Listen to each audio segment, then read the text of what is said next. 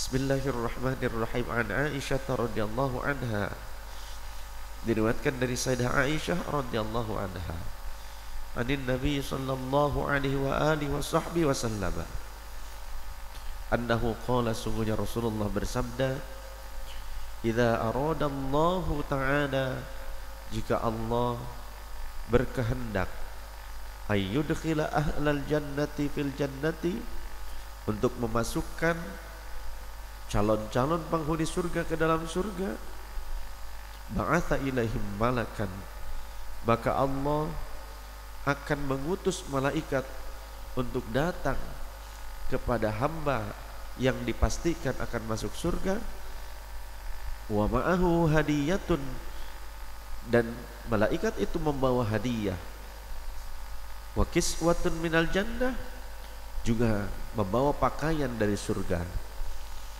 Ketika seorang hamba menghadapi ajalnya, sedangkan hamba itu adalah hamba yang soleh, hamba yang telah mendapatkan ampunan dari Allah, hamba yang selalu berupaya untuk melakukan tazkiyatun nafsi, pembersihan jiwa. Bukan berarti seorang hamba yang dipantaskan oleh Allah masuk surga adalah hamba yang tidak pernah berdosa. Bukan yang seperti itu. Karena kullu bani Adam khata'un, setiap anak Adam mereka memiliki kesalahan-kesalahan. Wa khairu khata'ina at-tawwabun, dan sebaik-baik orang yang melakukan kesalahan adalah orang yang mau bertaubat. Ketika orang-orang seperti ini mendapatkan ampunan dari Allah, karena dia selalu juga berdoa, ya Allah, berikanlah aku taubat sebelum kematianku tiba. Allahumma inna nas'aluka salamatan fid din, wa afiatan fil jasad, wa ziyadatan fil ilmi, wa ziyadatan fil ilmi. Minta juga kepada Allah supaya ditambahkan ilmu yang bermanfaat, wa barakatan fir rizqi, minta supaya rizkinya berkah, diberikan keberkahan pada rizki, karena akan masuk ke dalam diri kita makanan, minuman, menjadi darah, menjadi daging, menjadi perilaku kita. Wa barakatan fir rizqi, wa taubatan qoblal maut, dan semoga Allah menganugerahkan taubat sebelum kematian tiba. Wa rahmatan 'indal maut, dan Allah memberikan anugerah husnul khatimah pada saat kematian tiba. Atau warohatan 'indal maut, dan kemudahan seperti orang yang sedang istirahat ketika ajalnya tiba. Pada saat ajalnya tiba dimudahkan. Wa maghfiratan ba'dal maut, dan mendapatkan ampunan Allah setelah kematian. Allahumma hawwin 'alaina fi sakaratil maut, ya Allah, mudahkan bagi kami sakaratul maut kami. Wan najat wal afaf wal afwa 'indal hisab, minta kepada Allah seperti itu. Jika seorang hamba yang sudah dipastikan akan masuk surga karena kepantasannya menjadi ahlul jannah, maka Allah akan mengutus malaikat untuk membawa hadiah dan pakaian dari surga, walaupun dia belum masuk ke dalam surga, agar ia pantas kelak memasukinya. Wahiyya fawqas samawati sab'i, dan surga itu lebih tinggi di atas langit yang ketujuh. Wa qad thabata 'anin nabi sallallahu alaihi wasallam, dan sungguh telah sabit, telah ditetapkan dari Nabi sallallahu alaihi wasallam, annaha, sesungguhnya jannah itu fawqas samawati sab'i, di atas langit yang ketujuh, wa tahtal arsy, dan di bawah arasy. Qala ba'duhum, telah berkata sebagian para ulama, walil jannati thamaniyatu abwabin, dan bagi surga itu memiliki 8 pintu, sedangkan neraka memiliki 7 pintu.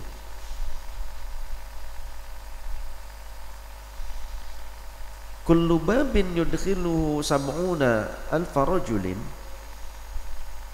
dari setiap pintu surga itu akan dimasuki oleh 70.000 laki-laki, soffan wahidan, maksudnya bukan cuma laki-laki saja.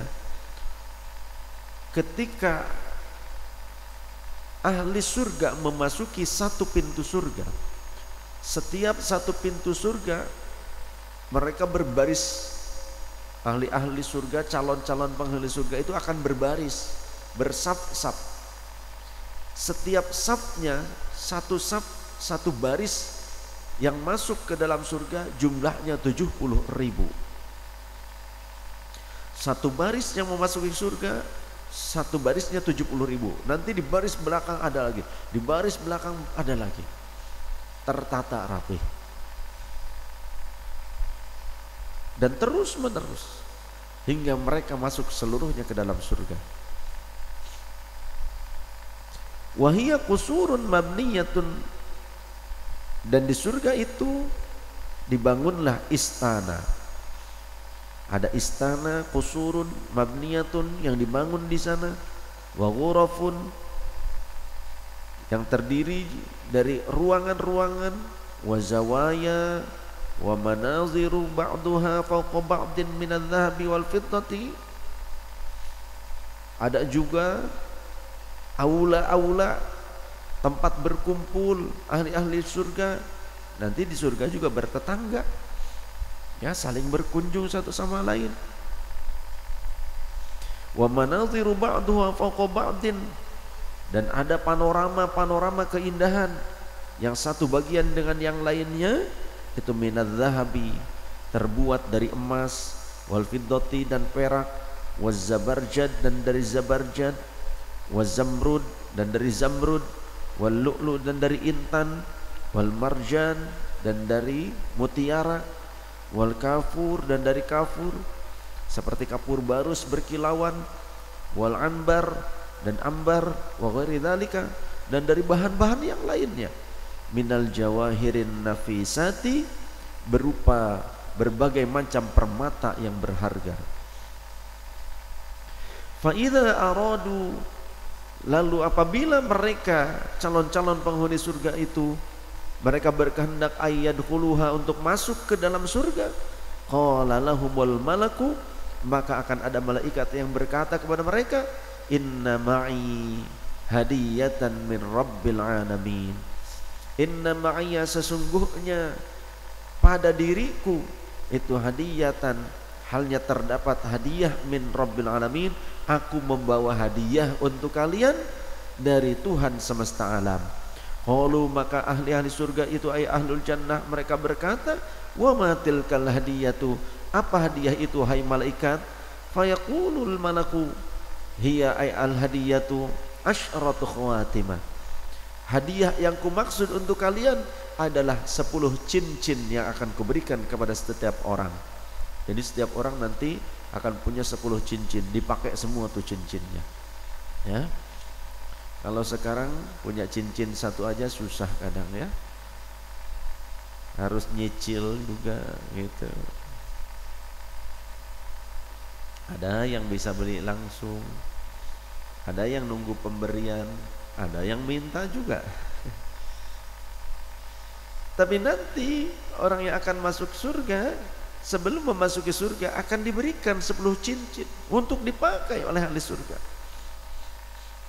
Maktubun ala ahadiha, yang tertulis pada salah satu cincinnya, salamun alaikum tibtum fadkhuluha khalidin. Pada cincin yang pertama tertulis kalimat itu, salamun alaikum, semoga keselamatan tercurah untuk kalian, tibtum, kalian telah beruntung, enak, nikmat tenan kalian, fadkhuluha, maka masuklah kalian ke dalam surga, khalidina, masuk sebagai orang-orang yang kekal di dalamnya. Surah Az-Zumar ayat 73. Wa fil khatim atsani, sedangkan pada khatam yang kedua, maktubun, tertulis pada cincin yang kedua, rafa'tu ankumul ahzana wal humuma, aku telah mengangkat dari kalian berbagai bentuk kesedihan dan juga kesusahan. Fal hazanu, adapun makna dari kata al-hazan, al-hazan kesedihan, adalah ma hasala liwuqu'i makruhin aw fawati mahbubin fil madi wal hammu fil madi. Fal hazanu, adapun yang dimaksud dengan hazan adalah ma, perkara, hasala, yang terjadi, yang akan didapatkan, liwuqu'i makruhin, karena sebab adanya sesuatu yang buruk yang tidak disukai datang kepada kita, au fawati mahbubin fil mati, ataupun kehilangan yang dicintai. Jadi makna al-hazan atau kesedihan adalah pada saat kita mengalami sesuatu yang tidak disukai atau kehilangan sesuatu yang disukai, maka itu adalah kesedihan. Bahasa Arabnya al-hazan, huznun. Sedangkan walhammu, lafaz alhammu maknanya kesusahan, adalah ma yahsulu lidzalika fil mustaqbili. Kesusahan yang dimaksud sesuatu yang dialami karena sesuatu yang tadi telah terjadi, hilangnya yang dicintai, kehilangan yang disukai, kehilangan yang dicintai, ataupun karena datangnya sesuatu yang tidak disukai atau yang dibenci. Akibatnya itu disebut hammu, kesusahan. Jadi kesusahan akibat dari datangnya sesuatu yang buruk. Kesusahan yang ditimbulkan karena kehilangan sesuatu yang bermanfaat, sesuatu yang kita cintai. Itu perbedaan antara al-huznu dan al-ham.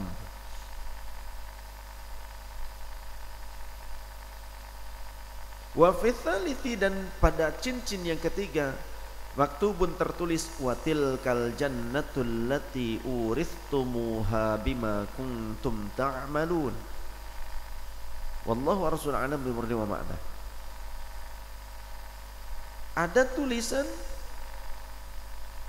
watil kal jannatu, dan surga itu, allati uristumuha bima kuntum ta'malun, yang telah kami wariskan kepada kalian, yang telah diwariskan kepada kalian sebab apa-apa yang telah kalian perbuat, sebab perbuatan kalian yang baik ketika di dunia. Wa fir rabi, dan pada cincin yang keempat, maktubun, tertulis, albasna kumul hulala wal hulliyah, kami telah mengenakan, memakaikan kepada kalian berupa berbagai macam busana atau pakaian yang indah, wal hulliyah, dan perhiasan-perhiasan yang mengkilau. Fal hulalu, adapun makna al hulal adalah anwa'uth thiyabi, berbagai macam pakaian. Wal hulliyu, sedangkan al hulli adalah anwa'uz zinati, berbagai macam perhiasan. Minadz dzahabi, yang terbuat dari emas, wal fiddati, dan perak, wal lu'lu, dan intan, dan semacamnya. Wa fil khamisati, sedangkan pada cincin yang kelima, maktubun, tertulis, wa zawwajnahum bihurin 'ain inni jazaituhumul yawma bima sabaru annahum humul faizun. Wa zawwajnahum bihurin 'ain, dan kami menikahkan mereka dengan para bidadari. Tulisannya begitu. Inni jazaituhumul yauma bima sabaru. Sesungguhnya kami membalas mereka pada hari ini karena sebab kesabaran mereka. Annahum humul faizun. Sesungguhnya mereka itu adalah orang-orang yang menang pada hari ini. Wa fis sadisi, dan pada cincin yang keenam, maktubun tertulis hadza jazaa'ukumul yauma bima fa'altum minat ta'ati. Ada tulisan hadza jazaa'ukum, ini adalah balasan untuk kalian al yauma pada hari ini. Inilah balasan untuk kalian pada hari ini bima fa'altum, karena perbuatan kalian, sebab perbuatan kalian minat ta'ati berupa ketaatan. Wa fisabi, dan pada cincin yang ketujuh maktubun tertulis sirtum syubbanan la tahramun abada. Jadilah kalian sebagai orang-orang yang muda kembali fisiknya, kalian tidak akan tua selama-lamanya. Makanya dulu pernah Rasulullah bercanda, ada seorang nenek-nenek kepada Rasul sallallahu alaihi wasallam meminta agar didoakan, ya Rasulullah, doakanlah aku agar aku masuk surga kelak. Kata Rasulullah, nenek tidak akan masuk surga, katanya. Kenapa ya Rasulullah? Karena di surga tidak ada nenek-nenek. Oh, kalau begitu orang yang mati tua berarti akan masuk neraka semua. Rasulullah tersenyum, fatabassama. Rasulullah tersenyum karena nanti orang yang masuk surga semuanya akan dimudahkan kembali. Jadi tidak ada yang tua. Maka si nenek tersebut kemudian terketawa, tersenyum, ya. Jadi Rasul juga pernah bercanda, tapi bercandanya tidak berdusta, bercandanya tidak keterlaluan, ya. Bercanda, ayo colok perutna, gitu kan, patuangan nanti dicolok, nganggo peso, cos. Bercandanya itu keterlaluan. Ayo sini dikalungin, kalungin bom rakitan, ya, itu bercanda keterlaluan, ya. Sampai ada yang bercanda suruh dia melayang, suruh dia loncat supaya melayang terbang, kakinya diangkat. Kan ada pernah terjadi seperti itu, ramai challenge, ayo diajak loncat, ya, beberapa kali loncat. Ternyata pada saat kaki temannya itu mau mendarat di tanah, malah ditengkas, malah ditendang oleh temannya, ditendang ke depan, akhirnya jatuhnya bagian kepala. Banyak yang tewas akibat candaan yang membahayakan. Awas, hati-hati, ya. Ada candaan saat teman-temannya milad, ulang tahun, kemudian sama-sama rame-rame diangkat, dilempar ke balong, dilempar ke parit. Ternyata paritnya dalam dan temannya nggak bisa berenang, akhirnya meninggal. Sebelum meninggal, karena teman-temannya yang merasa bersalah melihat temannya itu nggak bisa berenang, temannya nyemplung buru-buru, spontan. Temannya juga sama-sama tidak bisa berenang, tiga-tiganya meninggal. Itu kejadian ada di berita. Itu candaan yang membahayakan. Rasulullah bercanda, tapi tidak juga bercandanya itu berdusta. Saya bermimpi Rasul melihat Rasulullah sallallahu alaihi wasallam, bahwasanya Rasulullah tersenyum melihat jenazah ini, lain sebagainya, padahal bohong. Apalagi mengatasnamakan Rasulullah. Man kadzdzaba bi muta'ammidan falyatabawwa maq'adahu minan nar, kata Rasul. Siapa yang berdusta atas namaku, bawa-bawa nama Rasulullah pada saat berbohong, maka silahkan pilih tempat duduknya di dalam neraka.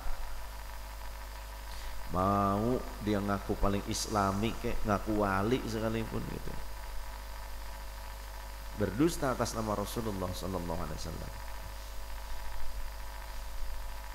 Jadi Rasul bercandanya ya wajar, bercandanya wajar. Ya Rasulullah, kata nenek-nenek, doakan aku supaya aku nanti masuk surga. Wah, nenek nggak bakalan masuk surga katanya. Oh kenapa? Karena di surga nggak ada nenek-nenek katanya. Nangislah si nenek gitu. Kata Rasulullah akhirnya supaya si nenek itu tidak berkelanjutan sedihnya, karena setiap orang yang masuk surga nanti akan dihidupkan dalam kondisi yang lebih muda lagi walaupun meninggalnya tua. Jadi semuanya akan dihidupkan dalam keadaan muda fisiknya. Maka si nenek tersenyum, Rasulullah juga tersenyum pada saat itu ya.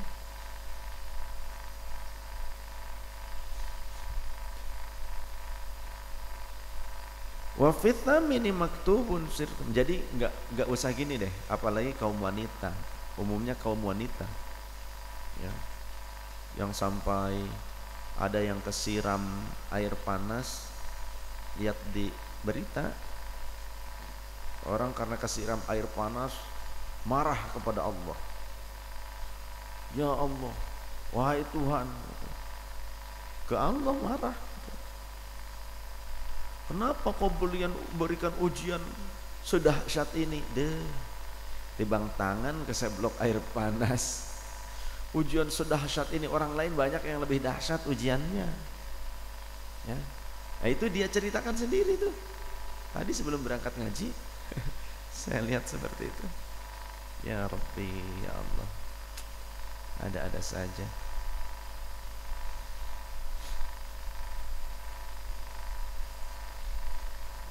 Jadi yang penting akhlak kita baik, amal kita amal soleh, tazkiyatun nafsi, berupaya untuk terus membersihkan jiwa, membersihkan kolbu, rasa kita diasah, jangan sampai hilang rasa. Saat sholat tidak punya rasa menghadap dan dekat kepada Allah, berarti hilang rasanya. Pada saat tilawatil Quran hilang rasa khusyuknya, hilang rasa sedang berdialog dengan Allah Ta'ala. Atau belum pernah merasakan itu barangkali, bukan hilang lagi, belum pernah sama sekali mungkin. Coba terus dikikis hijab antara kita dengan Allah. Hijab kita dengan Allah diantaranya akibat dosa-dosa yang kita lakukan. Saya juga sama seperti itu. Lebih daripada 70.000 hijab antara kita dengan Allah. Maka kita harus terus menembus hijab-hijab itu. Berzikir dengan istighfar, zikir tahlil la ilaha illallah, dengan sholawat. Karena sholawat itu bagaikan panah-panah yang akan menembus hijab-hijab itu.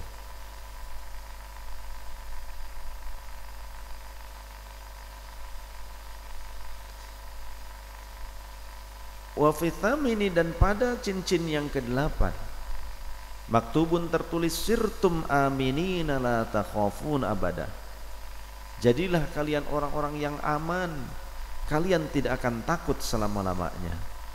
Wa fitasi, pada cincin yang ke-9 maktubun tertulis wa faktumul anbiya was-siddiqina, kalian berkesesuaian untuk tinggal dengan para nabi, dengan orang-orang yang jujur, wasyuhada, dengan orang-orang yang mati syahid, wassolihina, dan dengan orang-orang yang soleh. Wa fil ashiri maktubun, pada cincin yang ke-10 tertulis sakantum fi jiwarir rahman, kalian tenang, pantas untuk tenang berdampingan dengan zat yang maha pengasih, dzil arsyil karim, pemilik arsy yang mulia. Thumma yaqulul malaku, kemudian malaikat itu ketika selesai menyerahkan cincin tersebut, maka malaikat berkata, udkhuluha bisalamin aminin, masuklah kalian ke dalam surga dengan selamat dari penyakit, dari berbagai penyakit, dan aman dari berbagai rasa takut. Fayadkhulunal jannata, maka calon-calon penghuni surga itu masuk ke dalam surga. Wa yaquluna, dan mereka berkata, syakirin, sebagai bentuk syukur lihadhihin ni'ami, pada nikmat-nikmat yang agung ini, mereka mengatakan alhamdulillahilladzi adhaba 'annal hazan, segala puji bagi zat Allah yang telah menghilangkan anna, dari kami, al-hazana, segala macam bentuk kesusahan. Inna rabbana laghafurur syakur, sesungguhnya Tuhan kami pastinya maha pengampun lagi maha mensyukuri. Allah itu adalah zat yang maha mensyukuri hambanya. Fasyukrullahi ta'ala, maka adapun yang dimaksud dengan syukurnya Allah Ta'ala lil abdi kepada seorang hamba adalah thana'uhu, pujiannya Allah alaihi kepada hambanya, bidzikri ihsanihi lahu, dengan sebab kebaikan-kebaikan yang ia lakukan menghamba kepada Allah. Alhamdulillahilladzi shadaqana wa'dah, itu juga diucapkan oleh mereka calon penghuni surga. Segala puji bagi Allah, zat yang maha benar janjinya kepada kami. Mansubun bihadzfil jari ay fi wa'dih.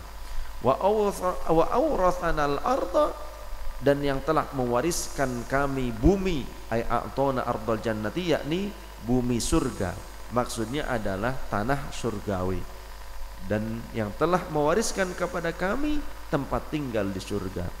Natabawwa'u minal jannati haitsu nasya'u fa ni'ma ajrul 'amilin. Natabawwa'u ay naskunu, kami menempati, yakni berdiam, minal jannati, dari bagian surga, haitsu nasya'u, di mana saja kami menghendakinya, ay fi ayyi mawdi'in nasya'u fa ni'ma ajrul 'amilin. Nahnu ay nahnu fa ni'ma ajrul 'amilin, maka ini merupakan senikmat-nikmatnya balasan orang yang beramal, yakni nahnu, yaitu adalah kami sendiri, kata para penghuni surga. Wa idza aradallahu ayyudkhila ahlan nari fin nari, dan sebaliknya, jika Allah menghendaki untuk memasukkan calon-calon penghuni neraka ke dalam neraka, ba'atha ilaihim malakan zabaniyatan, maka Allah akan mengutus malaikat zabaniyah, malaikat yang biasa ditugaskan untuk menyiksa ahli neraka.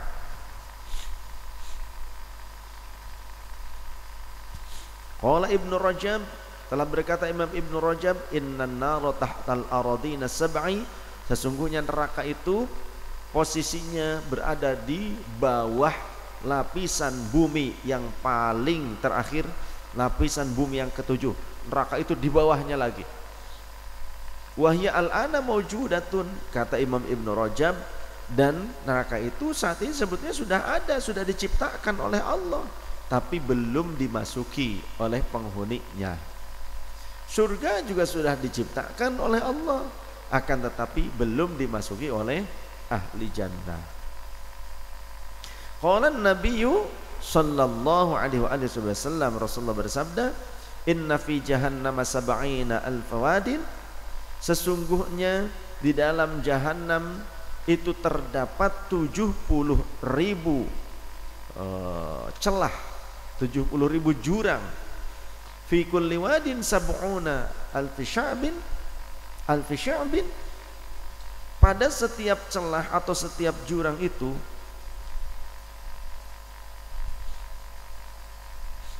mohon maaf,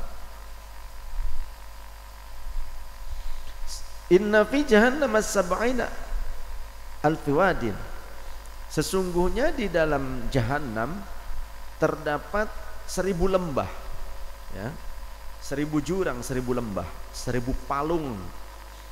Fi kulli wadin sab'una alfi syi'bin, pada setiap lembah terdapat 70.000 celah. Jadi kalau tadi setiap neraka terdapat 70.000 lembah, sedangkan setiap lembahnya terdapat 70.000 celah. Masya Allah. fi kulli sya'bin sab'una alfa darin. Pada setiap celah terdapat 70.000 tempat tinggal. Tempat, pokoknya tempat saja. Maksud tempat tinggal itu tempat, bukan berarti rumah, bukan. Pada setiap celah itu terdapat 70.000 tempat untuk menyiksa.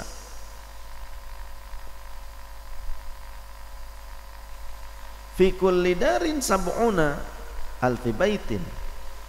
Pada setiap tempat terdapat 70.000 seumpama rumah, ya, seperti rumah atau seperti kerangkeng. Pokoknya tempat sajalah. Fi kulli baitin sab'una alfi bi'rin. Pada setiap rumah di neraka, bangunan, maksudnya bangunan di neraka tersebut, pada celah tersebut terdapat 70.000 sumur. Fi kulli bi'rin sab'una alfi thu'banin fi shidqi. Dan pada setiap sumur yang ada pada bangunan tersebut di dalam neraka terdapat 70.000 saluran air yang ada di bagian sudut-sudutnya mengelilingi itu. Kullu thu'banin sab'una alfi aqrabin. Pada setiap celah itu, celah saluran air tersebut, bolong-bolong itu terdapat 70.000 kalajengking. La yantahil kafiru awil munafiqu. Yang orang kafir ataupun orang munafik tidak akan pernah berhenti untuk dicabik-cabik oleh kalajengking itu, hatta yuwaqi'a dzalika kullahu, hingga ia mengalami itu semua seluruhnya. Jadi yang mencabik bukan cuma satu kalajengking saja, banyak. Wa ma'ahu ayal malaku asyaratu khawatimah. Dan malaikat yang menghampiri calon penduduk neraka, ia akan membawakan 10 cincin pula. Sama, calon penghuni surga diberikan 10 cincin, calon penghuni neraka juga diberikan 10 cincin supaya dipakai tiap jarinya. Fi awaliha, pada cincin yang pertama maktubun tertulis udkhuluha la tamutuna fiha abadan wala tahyawuna wala takhrujun. Masuklah kalian ke dalam neraka, la tamutuna fiha abadan, yang tidak akan pernah mati kalian di dalamnya, terus merasakan pahit dan perihnya siksa neraka. Wala tahyawuna wala takhrujun, dan tidak pula kalian seperti hidup orang pada saat kalian hidup dulu. Wala takhrujun, dan kalian tidak akan keluar dari neraka tersebut. Masuklah kalian, kalian tidak akan mati untuk terus menerima siksaan, dan kalian pun tidak akan hidup seperti layaknya orang hidup bebas, dan kalian tidak akan mampu keluar dari neraka. Wa fil khatamits tsani, pada cincin yang kedua maktubun tertulis khudhu fil adzabi la rahata lakum. Berkubanglah kalian di dalam siksa, tidak ada kenyamanan sedikit pun bagi kalian. Wa fi tsalithi, maktubun pada cincin yang ketiga tertulis asu mir rahmati, asu mir rahmati.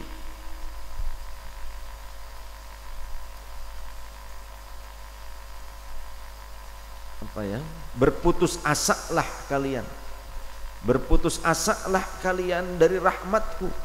Artinya dibuat sedih terus menerus, sedihlah kalian terus menerus di dalam neraka. Berputus asalah kalian dari pertolonganku, kata Allah. Wa fir rabi, pada cincin yang keempat maktubun tertulis udkhuluha fil hammi wal ghammi wal huzni abada. Masuklah kalian ke dalam neraka dalam keadaan cemas, dalam keadaan susah, dalam keadaan sedih selama-lamanya. Wa fil khamisi, pada cincin yang kelima maktubun tertulis libasukumun nar, pakaian kalian adalah api, ay asyadidatut tawaqqudi, yakni api yang sangat menyala. Wa ta'amukumuz zaqqum, dan makanan kalian adalah buah zaqqum yang durinya sangat panjang. Durinya itu sangat tajam, panjang dan tajam, keras durinya. Wa syarabukumul hamim, dan minuman kalian adalah air panas, ay al-ma'us syadid al-hararati. Wa mihadukum an-naru, ay firashukum an-naru, dan kasur kalian adalah api, tempat tidur kalian dari api, ay al-muqidatu. Wa ghawashikum ay madhallukum an-naru, dan selubung kalian, yakni tempat bernaung kalian adalah api pula. Di mana-mana api, di mana-mana api, ter-teran timah akan diminumkan kepada mereka. Wa fis sadisi, dan pada cincin yang keenam tertulis, hadza jazaa'ukumul yauma bima fa'altum min ma'siyati. Ini adalah balasan untuk kalian pada hari ini sebab perilaku kalian maksiat kepadaku.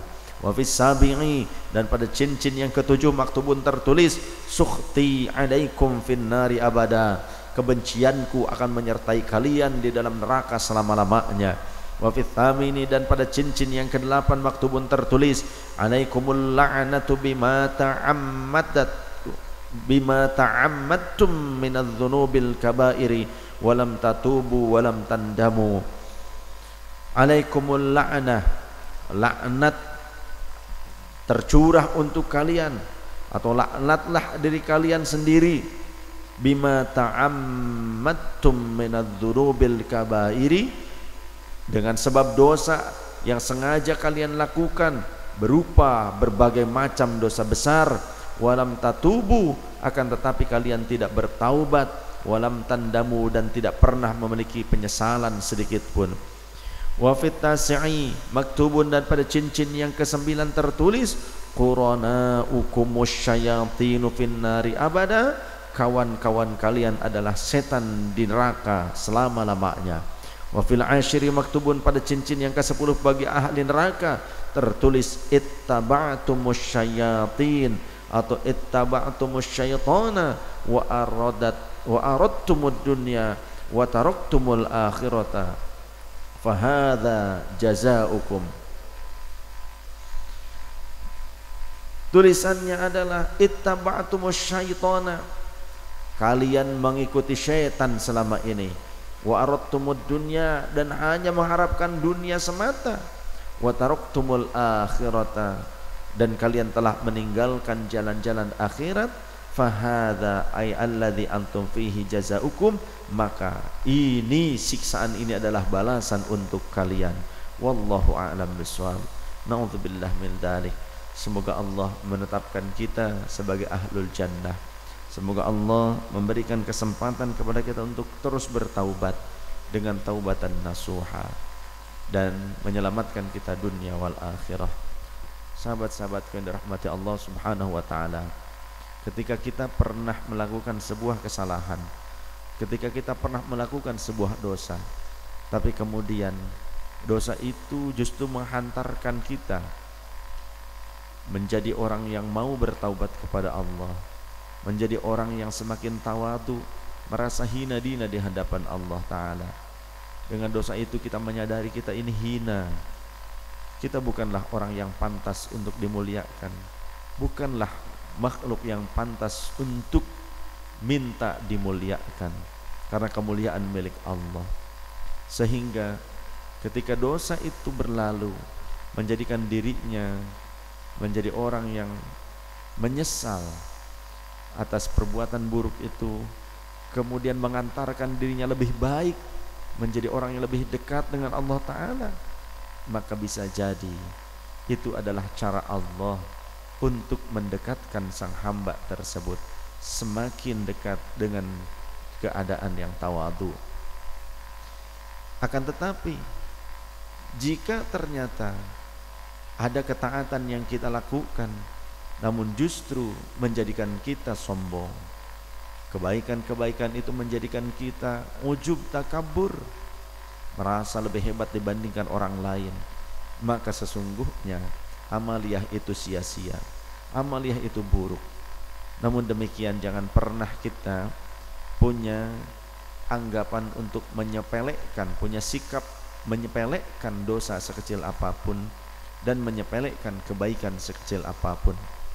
Bisa jadi menyepelekan dosa sekecil apapun akan membuat kita meremehkan dosa itu sendiri, sehingga terus-menerus menumpuk dosa dan menyatakan bahwa dosa itu tidak apa-apa, barangkali saja nanti akan menjadi tangga yang mendekatkan aku kepada Allah.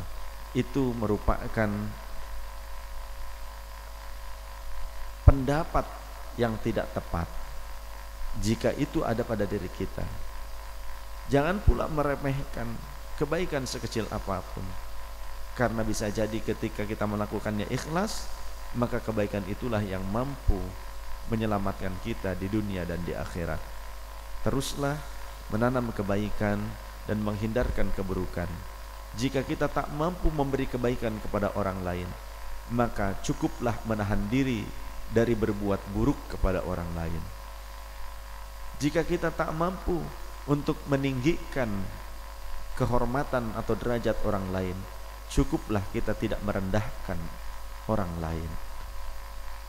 Ketika kita tidak mau disakiti orang lain, maka tak perlu meminta orang lain menyakiti kita. Cukup kita tidak menyakiti orang lain, maka orang lain pun tidak akan menyakiti kita. Bagaimana ketika kita tidak menyakiti orang lain, tapi ada orang lain yang menyakiti kita? Barangkali kita lupa pernah menyakiti orang yang bukan orang tersebut. Seringkali seperti itu. Mungkin kita telah menyakiti hamba Allah yang lain walaupun bukan manusia. Kita pernah menyakiti kucing. Kucing gak salah gak apa, asal lewat depan kita tendang. Ada yang seperti itu. Lewat kemudian disiram pakai air panas, air kotor, padahal dia tidak melakukan kesalahan yang merugikan pada kita. Maka Allah akan tetap membalasnya. Jangankan kita manusia dibalas oleh Allah nanti di akhirat, hewan yang bertanduk kemudian dengan tanduknya ia menzolimi makhluk yang lain, maka itu pun akan mendapatkan keadilan Allah nanti. Kata Rasulullah seperti itu, akan mendapatkan keadilan Allah. Bagaimana dong dengan hewan yang kemudian memakan hewan yang lainnya? Jika hewan itu memakan hewan tersebut dengan cara yang memang telah dianugerahkan caranya oleh Allah, caranya benar, artinya caranya walaupun memang dengan berburu, seperti macan memburu kijang.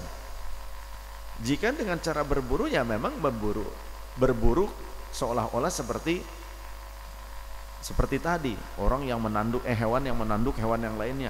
Apa bedanya dong kalau begitu katanya?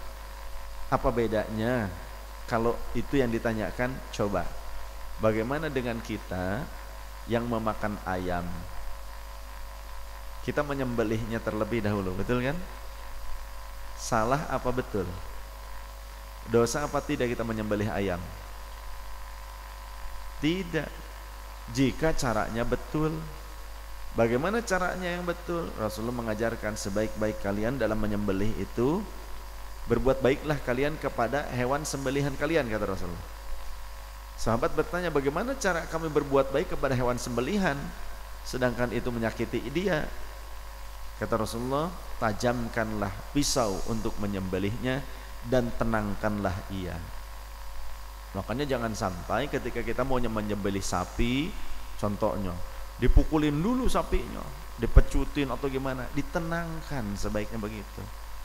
Kan seringkali kita melihat sapi ngamuk sampai ngamuk karena kita tidak menenangkannya. Terlebih jika ada anak-anak kecil yang kemudian bawa kayu, ya, rok-rak gitu, dicolok-colok, ayo gitu. Udah mau disembelih sapinya, dicolok-colok pula, kadang dipukul gitu. Nah, ditenangkan kata Rasulullah. ditenangkan, direbahkannya dengan cara, kan ada teknik-tekniknya. Tapi bukan berarti dipukul dulu seperti terjadi di negara-negara non-muslim. Ketika sapi mau disembelih, diperjalankan pada sebuah lorong, kemudian dipalu dengan palu kayu kepalanya, supaya pingsan dulu, baru pakai mesin disembelih. Itu juga tidak boleh, karena menurut para peneliti, sehingga peneliti ini menjadi muslim, akhirnya jadi mu'allaf, tadinya non muslim di Australia. Kenapa kok kalau orang Islam cara menyembelihnya langsung saat hidup, saat sadar, sedangkan kalau kami, kata mereka, kami akan membuat pingsan dulu si sapi tersebut. Maka ditelitilah setelah disembelih dua sapi yang berbeda cara penyembelihannya, otaknya itu seketika kemudian langsung dibelah, diambil, ataupun bukan otaknya, bagian kepalanya itu mungkin ada sebuah alat yang dipasangkan pada alat komputeristik, maka didapati sapi yang disembelih dengan cara Rasulullah itu setelah kematiannya, matinya dalam keadaan cepat dan tenang, rehatnya itu cepat. Ada sakit, tapi tidak seperti sapi yang dibuat pingsan terlebih dahulu. Itu ada gelombang rasa sakit yang terus terasa ya setelah disembelih. Maka artinya itu akan berpengaruh pada daging, yang ketika daging itu disembelih kemudian dikonsumsi oleh kita, dagingnya dalam keadaan buruk dan mempengaruhi keadaan tubuh kita. Jadi menyembelih cara Rasulullah, apakah itu menzalimi? Tidak. Maka seperti hewan berupa macan, seekor macan, dia berburu, dia memakan kambing ataupun memakan kijang dengan cara yang Allah telah mengilhamkan kepadanya. Fa'alhamaha fujuraha wa taqwaha, itu juga bukan cuma kepada manusia. Allah juga mengilhamkan tata cara mana yang benar, mana yang salah itu kepada hewan-hewan juga. Allah mengilhamkannya. Jika dia berburu kemudian dimakan dengan baik, dengan benar untuk makanannya, itu bukan menzalimi, memang siklus yang Allah buat seperti itu. Tapi jika ada hewan tiba-tiba menyeruduk saja, bukan untuk dimakan, untuk memburu saja, membunuh atau menyakiti hewan yang lainnya, maka hewan ini kelak, kata Rasulullah, akan mendapatkan balasannya nanti di akhirat. Apalagi kita manusia. Maka sama seperti kita manusia, bukan untuk memakan daging kambing, tapi tiba-tiba ada kambing kita pukulin sampai mati, kita sembelih, dibiarkan begitu saja, maka itu akan disiksa kitanya akan mendapatkan dosa, akan mendapatkan balasan pula. Paham ya? Seperti itu caranya. Jadi kita paham mana hal yang baik, mana hal yang buruk. Walaupun kadang seolah-olah seperti keburukan, tapi itu bisa jadi adalah jalan kebaikan. Ada kalanya Allah memberikan kebaikan kepada kita, tapi jalannya terlihat seolah itu buruk, tapi ada hikmah, ada rahasia di balik itu yang merupakan kebaikan yang lebih besar dibandingkan hal yang menurut kita itu adalah keburukan.